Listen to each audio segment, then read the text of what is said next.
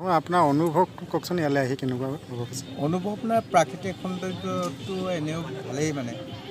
তাতকৈ পৰ্যটনৰ বিকাশ হ'বলৈ হ'লে ইয়াত থকা গছ গছনিবোৰ, ইয়াত থকা চৰাই চিৰিকটিবোৰ, ইয়াত থকা আপোনাৰ জীৱ জন্তুবোৰ সংৰক্ষণৰ দায়বদ্ধটো অকল যে ফৰেষ্ট ডিপাৰ্টমেণ্টে কৰিব সেইটো নহয়, প্ৰত্যেকজন তিনিচুকীয়াবাসীয়ে এইটো সংৰক্ষণৰ দায়িত্বটো ল'ব লাগিব। তেতিয়া সুন্দৰ ইয়াত পৰ্যটনৰ অবিহনে দেশৰ উন্নতি সাধন নহয়। পৰ্যটকক বিকাশ কৰিবলৈ হ'লে সেইখিনি বস্তু সংৰক্ষণৰ দায়বদ্ধ থাকিব লাগিব। তেতিয়াই এইটো পৰ্যটকৰ আকৰ্ষণমুখী হ'ব। পৰ্যটকৰ আকৰ্ষণমুখী ইয়াৰ মানুহৰ অৰ্থ সামাজিক বহুখিনি উন্নতি হ'ব। গতিকে আমাৰ ইয়াত যিটো অসমৰ প্ৰাকৃতিক সৌন্দৰ্য তিনিচুকীয়া এইটো ফৰেষ্ট বাৰানী বনাঞ্চলটো সংৰক্ষণ কৰা প্ৰত্যেকজন তিনিচুকীয়াবাসীৰ কৰ্তব্য আছে।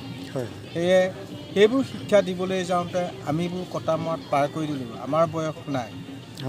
স্কুলীয়া ছাত্ৰ ছাত্ৰীখিনিক সৰুৰে পৰা শিক্ষা দিব লাগিব, প্ৰেক্টিকেল নলেজ, হাতে কামে কৰিব লাগিব। যে সংৰক্ষণৰ দায়বদ্ধ থাকিব, হাতে কামে কৰিলে সেইবোৰ গছ গছনি মানুহে দুষ্কৃতিকাৰীয়ে নেকাটে। সেই বিষয়টো কৰিবলৈ হ'লে শিক্ষাটোক অগ্ৰাধিকাৰ দি এনভাইৰমেণ্টেল ছায়েন্স, পৰিৱেশ বিজ্ঞান LP স্কুলৰ পৰা দিব লাগিব, পৰিৱেশ শিক্ষক দিব লাগিব, পৰিৱেশ ইউনিভাৰ্চিটি দিব লাগিব।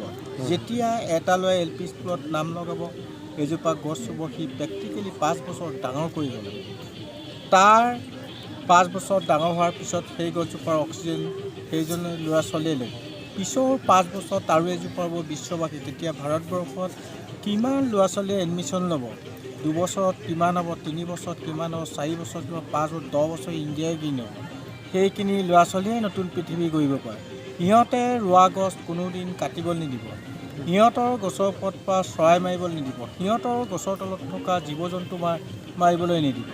তাহাঁতে সেই আদিম যুগৰ পৰা সংৰক্ষণ নকৰা তাহাঁতে পাৰিব।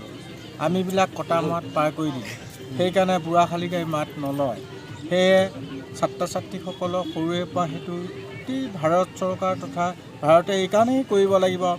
আদিম যুগৰ পৰা ভাৰতে প্ৰথম কাপোৰ পিন্ধা, আদিম যুগৰ পৰা প্ৰথম ভাৰতে গছ পুলি ৰোপণ কৰা, তেনে এখন দেশে সেইটো অগ্ৰাধিকাৰ, শিক্ষাটোক অগ্ৰাধিকাৰ দি প্ৰেক্টিকেল নলেজ দি সুন্দৰ পৃথিৱীখন সুন্দৰকৈ ৰখাটো ভাৰতেই পথ প্ৰদৰ্শক হিচাপে সমগ্ৰ বিশ্বই ভাৰতৰ আদৰ্শকে ল'ব। সেইটো কৰিবলৈ ভাৰতৰ শিক্ষা জ্ঞান আদিম যুগৰ পৰাই প্ৰথম। ফিলবাৰী অঞ্চলৰ বিভিন্ন অঞ্চলত এতিয়া বনাঞ্চল ধ্বংসযজ্ঞ চলি আছে। আপুনি কি আহ্বান জনাব তেওঁলোকক, কি ক'ব এই সন্দৰ্ভত? তেওঁলোক যদি গছ থাকিলে মানুহ থাকিব সদায় জানে। একবৃক্ষ দশপুত্ৰ, তেওঁলোক উগ্ৰপন্থীয়ে হওক, উগ্ৰবাদীয়ে হওক, যিয়েই নহওক, তাহাঁতৰো সংৰক্ষণৰ দায়বদ্ধ তেখেতসকলৰ আছে। সকলো মানুহে সংৰক্ষণৰ দায়বদ্ধ শিকক, তেতিয়া দলে বলে ওলক, তেতিয়া আমাৰ এই বনাঞ্চল সুন্দৰকৈ থাকিব। আচ্ছা, এনেই পৰ্যটনৰ কি কি আহি দেখিছে, এনেই সম্ভাৱনা কিহত আছে বুলি অনুভৱ কৰিছে আপুনি? প্ৰাকৃতিক দৃশ্য, গছ গছনিৰে ভৰা, চৰাই চিৰিকটিৰে ভৰা, জীৱ জন্তুৰে ভৰা, এনেকুৱাবিলাক ঠাই বহুত ধুনীয়া সৌন্দৰ্য আছে তিনিচুকীয়া ডিষ্ট্ৰিক্ট। আৰু তাতে হুলুং গছ চিপ মাত্ৰ তিনিচুকীয়া ডিষ্ট্ৰিক্ট আৰু যোৰহাট ডিষ্ট্ৰিক্ট গিৰিবনত পায়, অন্য জেগাত নাপায়। সেই গছ অন্য জেগাত নোপোৱাৰ কাৰণে সেইটো সেই প্ৰজাতিৰ গছৰ কাৰণে বিখ্যাত। সেইকাৰণে এইবিলাক সংৰক্ষণ কৰা এতিয়া দায়বদ্ধতা তিনিচুকীয়াবাসী আহি পৰিছে।